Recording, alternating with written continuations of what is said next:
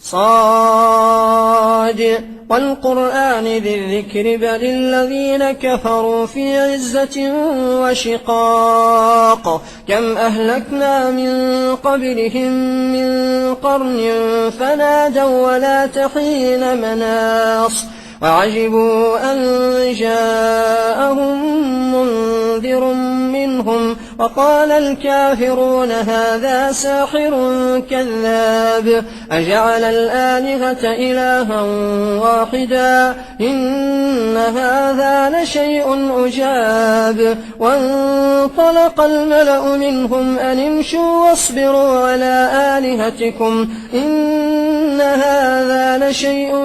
يراد ما سمعنا بهذا في الملة الآخرة إن هذا إلا اختلاق أنزل عليه الذكر من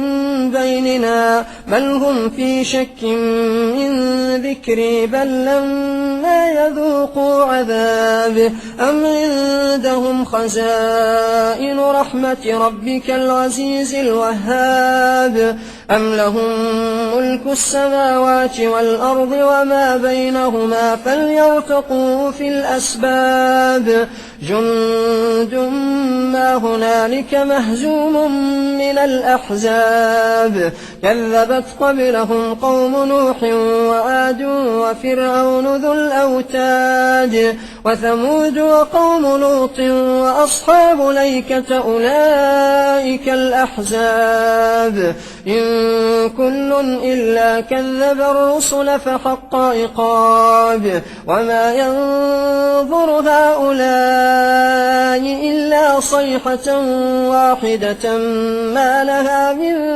فواق وقالوا ربنا عجل لنا قطنا قبل يوم الحساب اصبر على ما يقولون واذكر عبدنا داود ذا الأيد إنه أواب إنا سخرنا الجبال معه يسبحن بالعشي والإشراق والطير محشورة كل له أواب وشددنا ملكه وآتيناه الحكمة وفصل الخطاب وهل أتاك نبأ الخصم إذ تسوروا المحراب إذ دخلوا على داود ففزع منهم قالوا لا تخف خصمان بغى بعضنا على بعض فاحكم بيننا بالحق ولا تشطط واهدنا إلى سواء الصراط إن هذا أخي له 99 نعجة ولي نعجة واحدة فقال أكفلنيها وعزني في الخطاب قال لقد ظلمك بسؤال نعجتك إلى نعاجه وإن كثيرا من الخلطاء ليبغي بعضهم على بعض إلا الذين آمنوا وعملوا الصالحات وقليل ما هم وظن داود أنما فتناه فاستغفر ربه وخر راكعا وأناب فغفرنا له ذلك وإن له عندنا لزلفى وحسن مآب يا داود إنا جعلناك خليفة في الأرض فاحكم بين الناس بالحق ولا تتبع الهوى فيضلك عن سبيل الله إن الذين يضلون عن سبيل الله لهم عذاب شديد بما نسوا يوم الحساب وما خلقنا السماء والأرض وما بينهما باطلا ذلك ظن الذين كفروا فويل للذين كفروا من النار أم نجعل الذين آمنوا وعملوا الصالحات كالمفسدين في الأرض أم نجعل المتقين كالفجار كتاب أنزلناه إليك مبارك ليدبروا آياته وليتذكر أولو الألباب. ووهبنا لداود سليمان نعم العبد إنه أواب إذ أرض عليه بالعشي الصافنات الجياد فقال إني أحببت حب الخير عن ذكر ربي حتى توارت بالحجاب ردوها علي فطفق مسحا بالسوق والأعناق ولقد فتنا سليمان وألقينا على كرسيه جسدا ثم أناب قال رب اغفر لي وهب لي ملكا لا ينبغي لأحد من بعدي إنك أنت الوهاب فسخرنا له الريح تجري بأمره رخاء حيث أصاب والشياطين كل بناء وغواص وآخرين مقرنين في الأصفاد هذا عطاؤنا فامنن أو أمسك بغير حساب وإن له عندنا لزلفى وحسن مآب واذكر عبدنا أيوب إذ نادى ربه أني مسني الشيطان بنصب وعذاب اركض برجلك هذا مغتسل بارد وشراب ووهبنا له أهله ومثلهم معهم رحمة منا وذكرى لأولي الألباب وخذ بيدك ضغثا فاضرب به ولا تحنث إنا وجدناه صابرا نعم العبد إنه أواب واذكر عبادنا إبراهيم وإسحاق ويعقوب أولي الأيدي والأبصار إنا أخلصناهم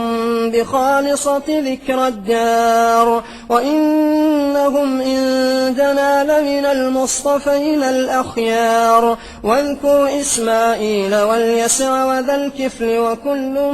من الأخيار هذا ذكر وإن للمتقين لحسن مآب جنات عدن مفتحة لهم الأبواب متكئين فيها يدعون فيها بفاكهة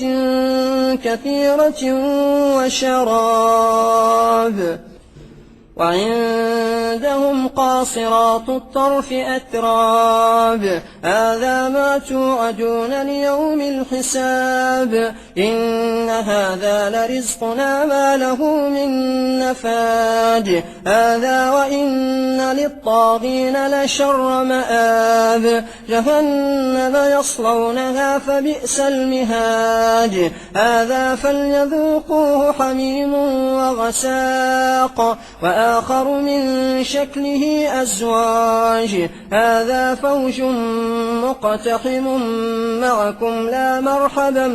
بهم إنهم صالوا النار قالوا بل أنتم لا مرحبا بكم أنتم قدمتموه لنا فبئس القرار قالوا ربنا من قدم لنا هذا فزده عذابا ضعفا في النار وقالوا ما لنا لا نرى رجالا كنا نعدهم من الأشرار أتخذناهم سخريا أم زاغت عنهم الأبصار إن ذلك لحق تخاصم أهل النار قل إنما أنا منذر وما من إله إلا الله الواحد القهار رب السماوات والأرض وما بينهما العزيز الغفار قل هو نبأ عظيم أنتم عنه معرضون ما كان لي من علم بالملأ الأعلى إذ يختصمون إن يوحى إلي إلا أنما أنا نذير مبين إذ قال ربك للملائكة إني خالق بشرا من طين فإذا سويته ونفخت فيه من روحي فقعوا له ساجدين فسجد الملائكة كلهم أجمعون إلا إبليس استكبر وكان من الكافرين قال يا إبليس ما منعك أن تسجد لما خلقت بيدي أستكبرت أم كنت من العالين قال أنا خير منه خلقتني من نار وخلقته من طين قال فاخرج منها فإنك رجيم وإن عليك لعنتي إلى يوم الدين قال رب فأنظرني إلى يوم يبعثون قال فإنك من المنظرين إلى يوم الوقت المعلوم قال فبعزتك لأغوينهم أجمعين إلا عبادك منهم المخلصين قال فالحق والحق أقول لأملأن جهنم منك وممن تبعك منهم أجمعين قل ما أسألكم عليه من أجر وما أنا من المتكلفين إن هو إلا ذكر للعالمين ولتعلمن نبأه بعد حين